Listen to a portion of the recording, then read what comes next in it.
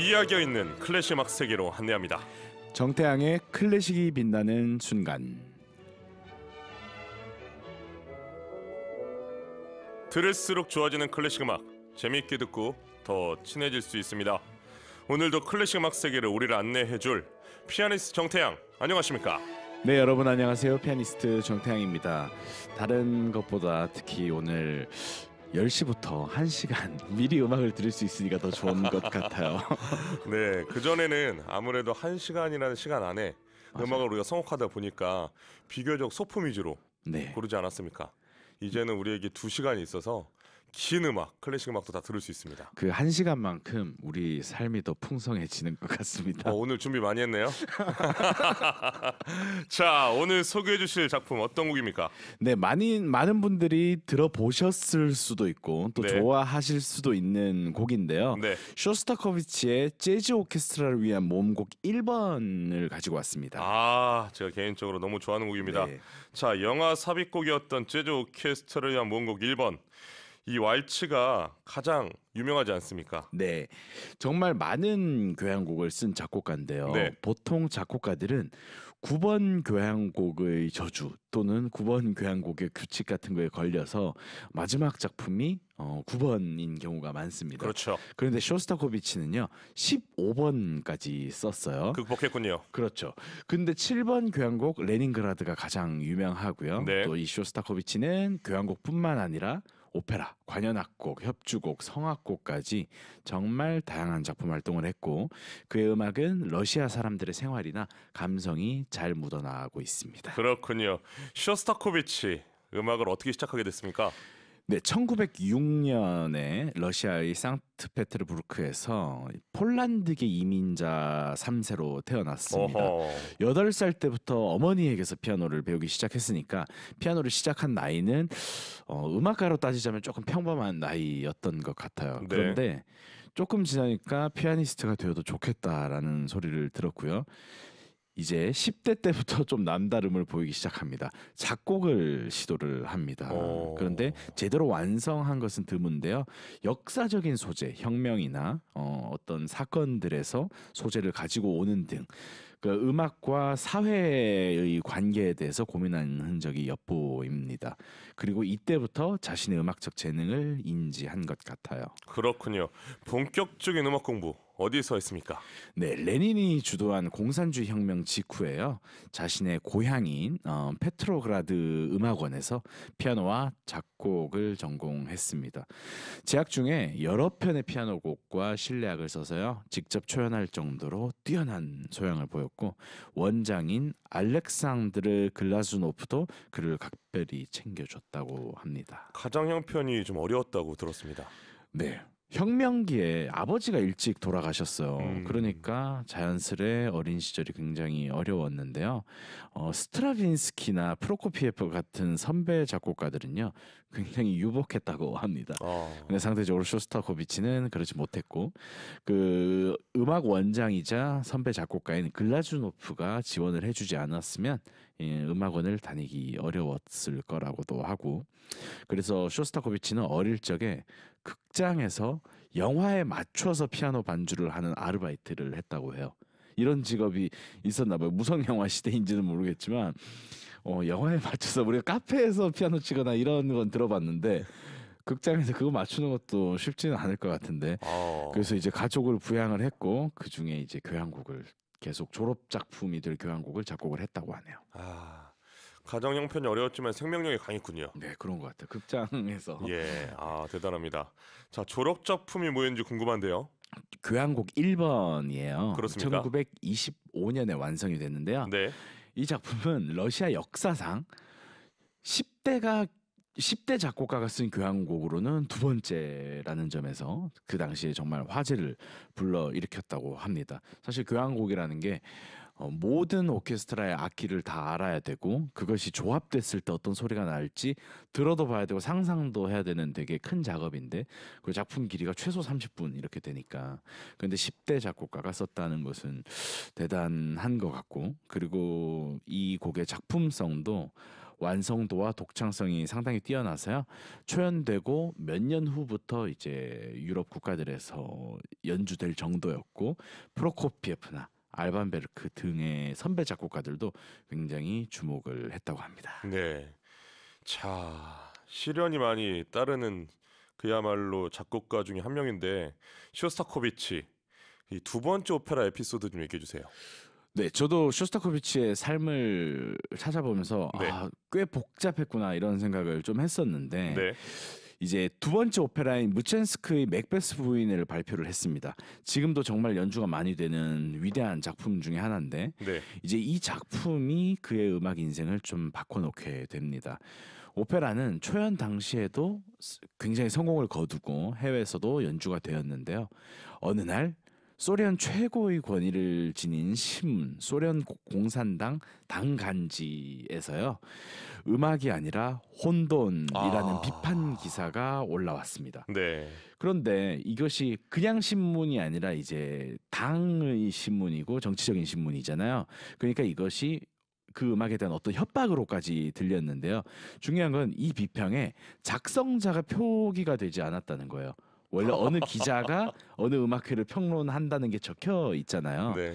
그러니까 이 경우는 보통 공산당의 공식 의견으로 받아들여졌다고 합니다. 이 당간지가 프라우드 아닙니까? 그렇죠. 아, 이거 거의 뭐 무기명 투서 아닙니까 이 정도면? 그래서 이제 쇼스타코비치에게 뭔가 어떤 메시지를 지금 당에서 주고 있었는 것 같아요. 세상에. 그리고 이 오페라를 관람하던 당시 스탈린이 공연 도중에 자리를 박차고 나온 사건 이후에 나온 기사였기 때문에 어쩌면 스탈린이 직접 썼거나 아니면 깊게 개입한 것이 아니냐는 소문이 있었습니다. 아주 유명한 사건 아닙니까 이 사건? 그리고 며칠 후에는 또 그의 발레 작품인 맑은 시내에 대한 혹독한 비판문이 게재가 됐고요. 그러니까 쇼스타코비치가 어쨌든 당시 높은 분들에게 찍혔다는 게 확실해졌습니다. 찍혔다. 그렇죠. 근데 당시는 스탈린의 대숙청이 벌어지던 시기인데요. 오. 일반인은 물론이고요. 유력 정치인에서 저명한 문학의 인사까지 가리지 않고 별다른 이유 없이 잡혀가서 죽임을 당하는 시절이었습니다. 그래서 당장 쇼스타코비치 자신의 친척들이나 후원자들이 비밀 경찰에게 잡혀가고 있었고 주위 사람들이 쇼스타코비치와 접촉하는 것을 꺼리게 되었습니다. 근데 그러니까 음악가로서 작품 활동을 이어나갈 수도 없고 상당한 패닉에 빠졌을 것 같아요. 네. 그래서 이 쇼스타코비치는요. 자기의 교향곡 4번의 초연을 포기하게 됩니다. 어떡합니까? 뭐 상상하기도 정말 힘든 시기였으리라 생각이 드는데 좀 가슴이 아프네요. 아무래도 이 작곡가가 본인이 작곡한 예술 작품 그 자체로 존재받지 못하고 또 존중받지 못하는 그런 상황이었던 것 같은데 예술가가 숙청이 두려워서 작품 발표를 포기를 한다라는 것 자체가 너무 목이 메일 정도로 가슴이 아픕니다. 괴로운 일일 것 같아요. 특히나 작품 발표했는데 누가 썼는지도 모르는 그런 약간 당의 통보가 온다면 견딜 수는 없을 것 같아요. 참 정말 우리가 얼마나 좋은 시대에 태어났습니까? 그렇죠. 좋은 시대에 예술하고 있다라는 걸 다시 한번 감사하게 됩니다. 맞습니다. 자, 쇼스타코비치 어떻게 대처를 했나요? 어떻게든 대처는 해야 될 것 같은데 자신이 변화했다는 것을 대외적으로 보여줘야 되잖아요. 그래서 사활을 걸고 교향곡 5번을 작곡합니다. 이 곡의 느낌은요. 작곡가 본인의 고난을 표현하는 듯 하면서도 사회주의 혁명의 승리를 암시하는 그런 팡파르로 귀결되는 굉장히 대작이었습니다. 쇼스타코비치의 처지에 이제 동정심이 있었던 사람들은 물론이고 당국자들까지 드디어 만족스럽게 받아들이게 됩니다. 그래서 이 초연 후에 박수갈채가 40분 이상 이어졌고요. 당국은 쇼스타코비치가 어느 정도 변화하였음을 받아들였고요. 더 이상 압박을 하지 않게 됩니다. 그래서 쇼스타코비치는 이런 정치적 위기에서 목숨을 부지했고 모교의 레닌그라드 음악원의 교수로도 임용이 되었습니다. 그렇군요. 4번은 초연을 못했는데 5번은 초연을 했군요. 그렇습니다. 기분이 좋습니다. 자, 이제 쇼스타코비치 안정된 마음으로 작곡이 임할 수 있는 겁니까? 네, 상황이 좋아지니까 모스크바로 이제 이사를 갔고 모스크바 음악원의 교수로 재직을 하면서요. 네. 교향곡 7번보다는 좀 더 비극적이고 거친 8번을 비롯해서 전쟁의 경험을 다룬 작품들을 계속 창작을 했습니다. 그리고 소련이 승전한 뒤에 발표한 교향곡 9번은요. 베토벤의 같은 번호 작품, 그러니까 합창 교향곡을 기대했던 청중들에게요. 그 입맛을 좀 맞추지 못했던 거예요.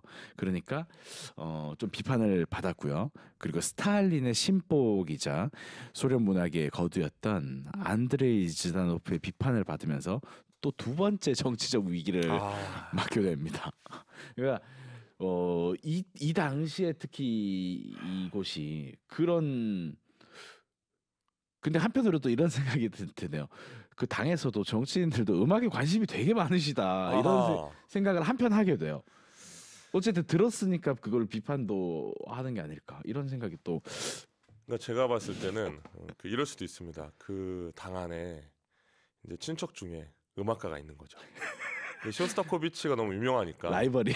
예, 이 부분을 살짝 제거를 해야 예, 저희의 음모론을 듣고 계십니다, 여러분. 전혀 사실이 아닐 수 있으니 저희의 가설입니다. 네, 여러 가지 생각을 해보는 겁니다, 여러분. 근데 우리가 감정이입이 좀 심하게 되네요. 맞아요. 예, 쇼스타코비치 너무 가슴이 아픕니다. 지금 음악까지 귀에 들리는 것 같아서 그 음악 멜로디마저 좀 슬프게 느껴져요. 이런 쇼스타코비치는 결국에 네. 이제 선배 작곡가들로부터도 비판을 받게 되고요. 선배한테까지요? 네. 그리고 나서 나중에 교수직도 내놓게 되고 또 영화 음악을 작곡하기도 하고 어쨌든 그런 정치적인 후폭풍을 피해야 되는 상황이 되었었습니다. 그런데 스탈린이 죽은 직후에 네. 교향곡 10번을 발표하면서요. 9번 교향곡의 저주라고 불리는 베토벤도 9번까지 썼고 이런 것들을 이제 깨버리죠.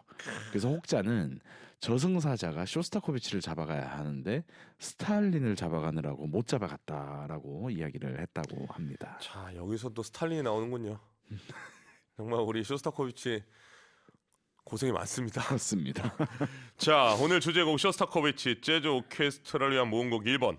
언제 작곡했습니까? 네, 이런 복잡하고 어쩌면 좀 무겁고 슬픈 삶의 이야기를 가진 쇼스타코비치에게 네. 찾아볼 수 있는 또 다른 이면을 소개해드리려고 이 작품을 골랐는데요.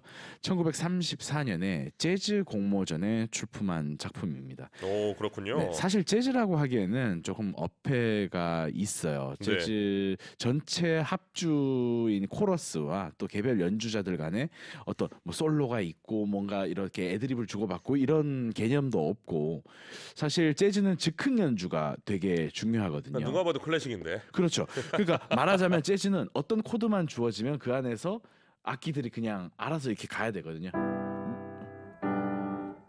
이렇게 가야 되는데 이거는 악보가 그냥 다 그려져 있어요. 그러니까 이거 진짜 재즈도 아니고 그리고 단순히 어쩌면 재즈의 느낌만 나는 대중적인 곡 이상도 이하도 아닌가 이런 생각을 할 수도 있어요. 이 때문에 쇼스타코비치도 그 본인도 이 곡에 대한 별 관심을 두지는 않았거든요. 하지만 세월이 흘러서 많은 분들이 이 작품들을 좋아하시죠. 알겠습니다.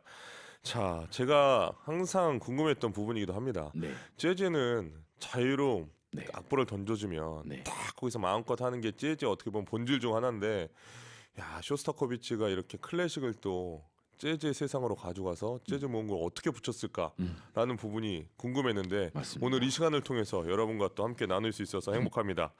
자, 아무래도 쇼스타코비치가 살던 시대 아무래도 좀 힘든 시기 아닙니까? 힘든 시기였죠. 그런데 재즈가 가능했나요?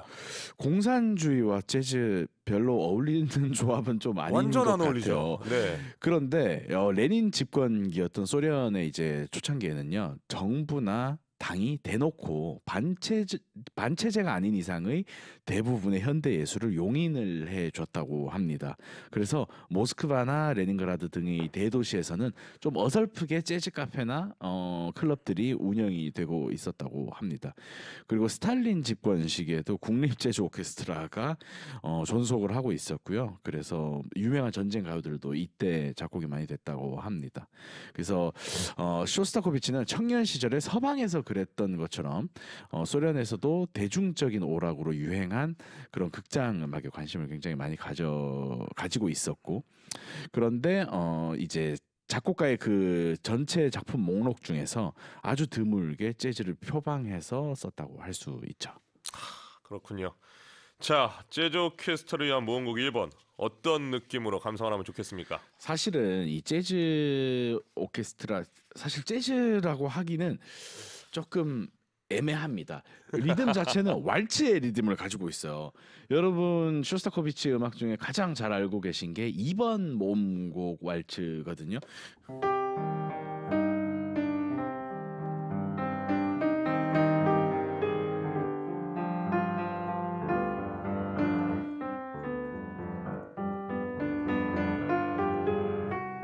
아, 좋다.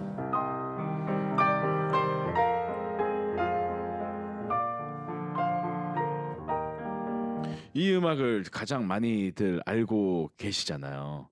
근데 제가 생각했을 때 정통 재즈의 느낌은 전혀 아닌 것 같고 오히려 좀 슬픈 왈츠에 조금 가깝죠. 그렇죠. 근데 오늘 이제 저를 우리가 쓰니까. 소개하고 있는 재즈 오케스트라를 위한 모음곡 1번도요. 그냥 이렇게 시작되는 거예요.